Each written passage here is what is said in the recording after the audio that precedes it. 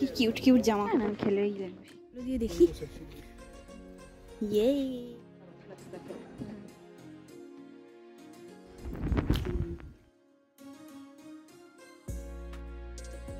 নমস্কার সকলকে, আমার পেজের আরেকটি নতুন ভিডিওতে আপনাদের সকলকে অনেক অনেক স্বাগত।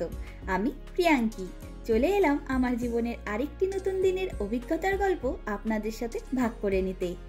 সবার আগেই বলি, আজকে আমি যেই ব্লগটা শেয়ার করছি সেটা মার্চ মাসের 6 তারিখের ভিডিও।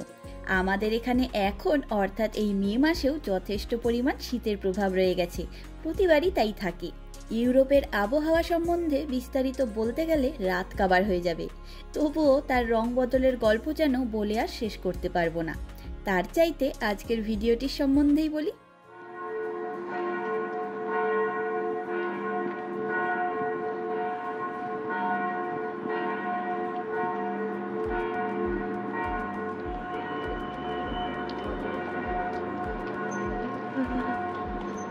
চার্চের ঘণ্টা বাজার শব্দ আমার মনকে একরাশ শান্তি এবং স্নিগ্ধতায় ভরিয়ে তোলে, তাই আমি সুযোগ পেলেই সেই আওয়াজটাকে স্মৃতির আকাশে বেঁধে ফেলি।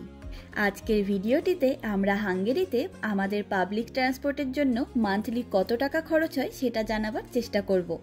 মার্চ মাসে এদিকে ভালো পরিমাণ শীতের প্রভাব থাকে, তবে জানেন তো আমরা মোট 3টে শীতকাল সময় ধরে ইউরোপে রয়েছি, কিন্তু এবার দেখলাম হুট করে মার্চ মাসের শুরুর দিকে এক সপ্তাহ মতন শীতের প্রভাবটা বেশ কম অনুভব করছিলাম।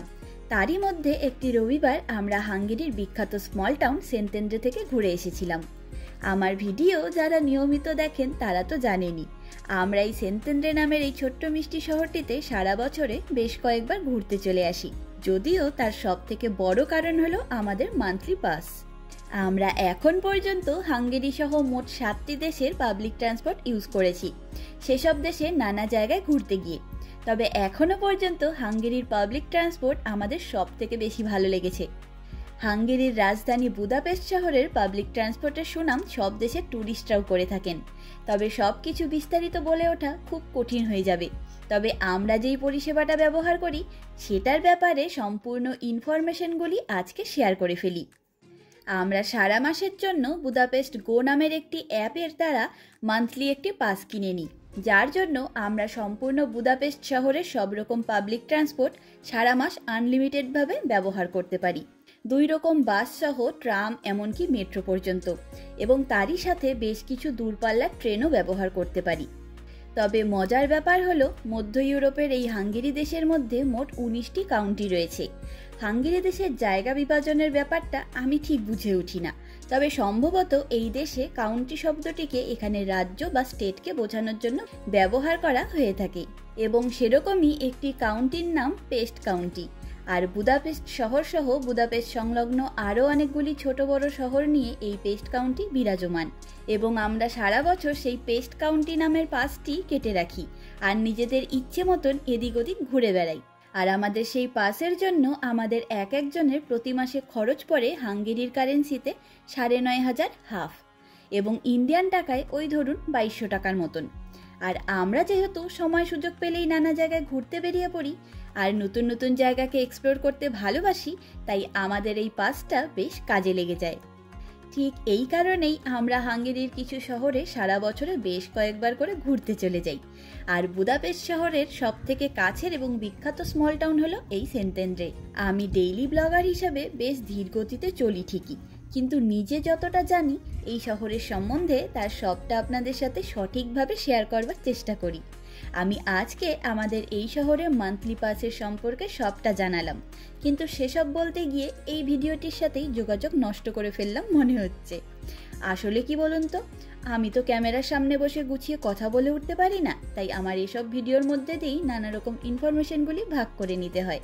যাই হোক, চলুন এবারে আমরা এই স্মল টাউনটির কিছু নতুন নতুন জায়গা ঘুরে দেখি। গেল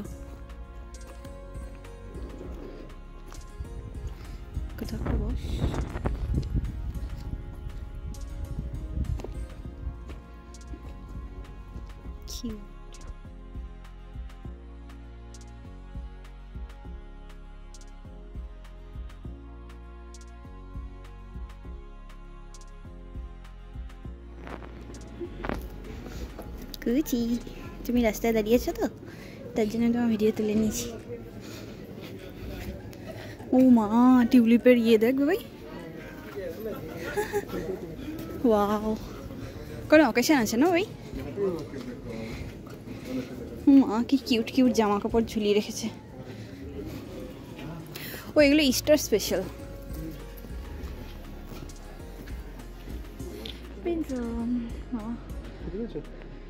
না না, আমি খেলেই গেলাম, শিখে নেব।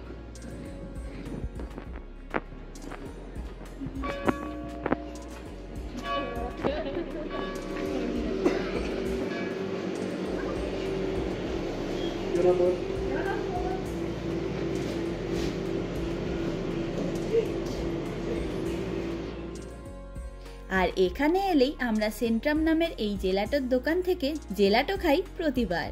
সেন্তেন্দ্রে আসার জন্য আমরা বুদাপেস্ট বাথিয়ানিটের থেকে S5 নম্বর ট্রেন ধরে সেন্তেন্দ্রেতে এসে পৌঁছেছি। তবে এখানে আমরা বারবার এসে থাকলেও একবার এক এক দিকটা ঘুরে দেখি। আর যেহেতু বারবার আসার উপায় রয়েছে, তাই একদিনে সব দিকে দৌড়াদৌড়ি আর করি না।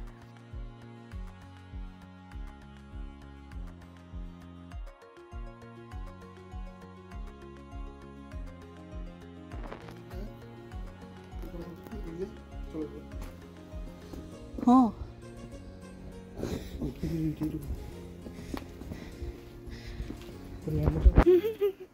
আমি তো চারদিকে ল্যাঙ্গোসের গন্ধই পাই। ওয়াও, মেন চার্চটা না এটা? হ্যাঁ, আমরা এদিকটা কোনোদিন আসিনি। তাই এই সাইডগুলো দিয়ে দেখি। হ্যাঁ,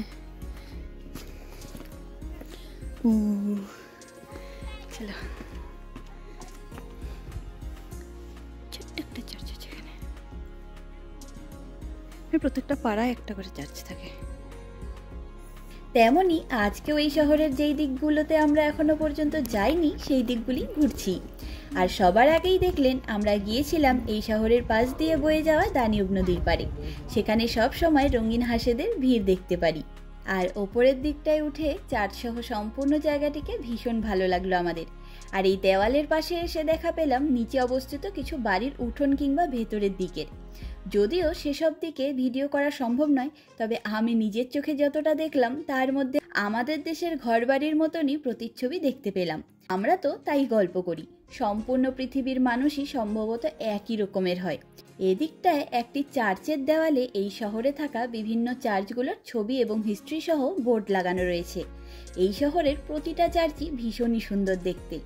তবে আমরা অন্যান্য দিনগুলিতে সেই জায়গাগুলিকে ঘুরে দেখেছি, তাই আজ আর গেলাম না সেদিকে।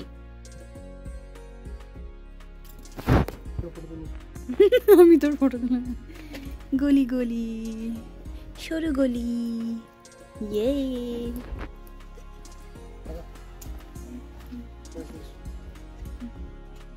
আর এসব জায়গাগুলি তো এই ছোট শহরের মেন অ্যাট্রাকশন। যেমন শান্তশিষ্ট সব রাস্তাঘাট, তেমনই সুন্দর করে সাজানো। আমরা এখানে লাস্ট এসেছিলাম ক্রিসমাসের আগে, এই জায়গার ক্রিসমাস মার্কেটটি ঘুরে দেখতে। তখনও এখানে দারুণ ভালো লেগেছিল আমাদের। তবে জানেন তো, এই যে রঙিন ছাতা ঝোলানো রাস্তাটি রয়েছে, এই শহরের আরেকটি বিখ্যাত দৃশ্য এটি। সারা বছরে কত হাজার ট্যুরিস্ট যে এই আমব্রেলা রোডের ছাতার নিচে দাঁড়িয়ে ছবি তোলেন, তার কোনো ঠিক ঠিকানা নেই।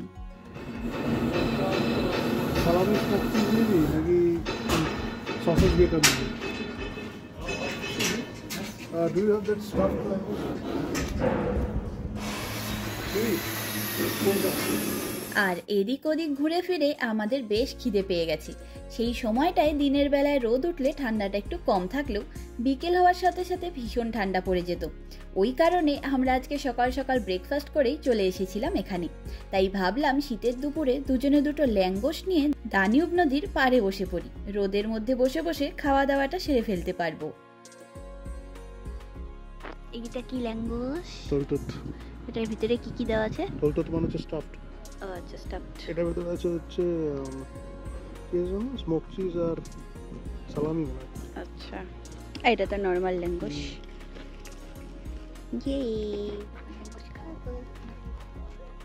আর খাওয়া দাওয়া সেরে আমরা নদীর পাড়ে বসে কিছুক্ষণ রোদ উপভোগ করে এবারে ধীরে ধীরে এগোচ্ছি ট্রেন স্টেশনের দিকে।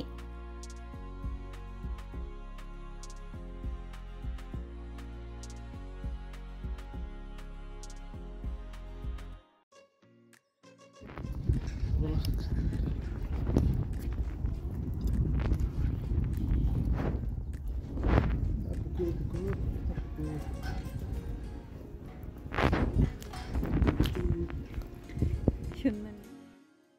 জানেন তো, আমরা আগে একবার বুদাপেস্ট থেকে ক্রুজে করে এই শহরে এসেছিলাম, এই দানিউব নদীর ওপর দিয়ে। ট্রেনে এখানে আসতে 45 মিনিট মতন সময় লাগে, তবে ক্রুজে সময় লাগে 1 ঘন্টা। যদিও তখন আমি ইউটিউবের চ্যানেলটা খুলিনি, তাই একদম এক্স্যাক্ট টাইম আর সেখানকার ভিডিও আপনাদের সাথে শেয়ার করতে পারলাম না। তবে সেই সম্পূর্ণ যাত্রা পথটি ছিল ভীষণ সুন্দর।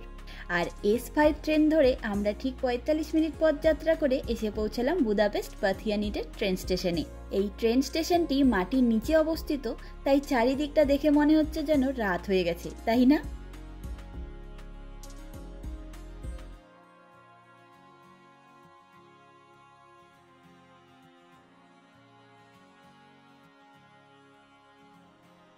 বাথিয়ানিটের ট্রেন স্টেশন থেকে বাইরে বেরিয়েই দেখা পাওয়া যায় হাঙ্গেরিয়ান পার্লামেন্টের অপূর্ব সুন্দর দৃশ্য, যা আমাদের মতন অনেক লোকের ভালোবাসার একটি দৃশ্য। সূর্য অস্ত যেতে এখনও বেশ খানিকক্ষণ বাকি। এখন রোদের সোনালি আলোতে সম্পূর্ণ নদীর জল কেমন চকচক করছে দেখুন। আর জলের মধ্যে পার্লামেন্ট বিল্ডিং এর প্রতিচ্ছবি দেখা না গেলেও ভীষণ সুন্দর দেখায় নদীর জলের সাথেই সম্পূর্ণ পার্লামেন্ট বিল্ডিংটিকে।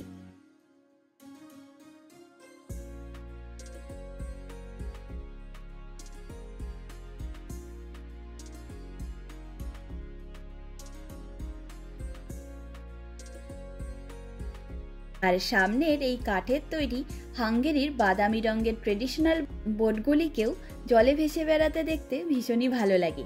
ভিডিওটি পুরনো হলেও বেশ সুন্দর একটি দিন ছিল আমাদের জীবনে। আমরা তো এখানে সারা জীবনের জন্য আসিনি, তাই যখন যেই দিনটিকে একটু বিশেষ মনে হয় সেটাকেই এভাবে নিজেদের স্মৃতির পাতায় সাজিয়ে ফেলি। এগুলি আমাদের কাছে ভীষণ প্রিয় সময়। কিছুক্ষণ দাঁড়িয়ে আমরা পার্লামেন্টের দৃশ্য দেখে ট্রাম ধরে নিজেদের ফ্ল্যাটের দিকে ফিরেছিলাম। চলুন আজ তবে গল্পের ঝুড়ি গুছিয়ে নিই।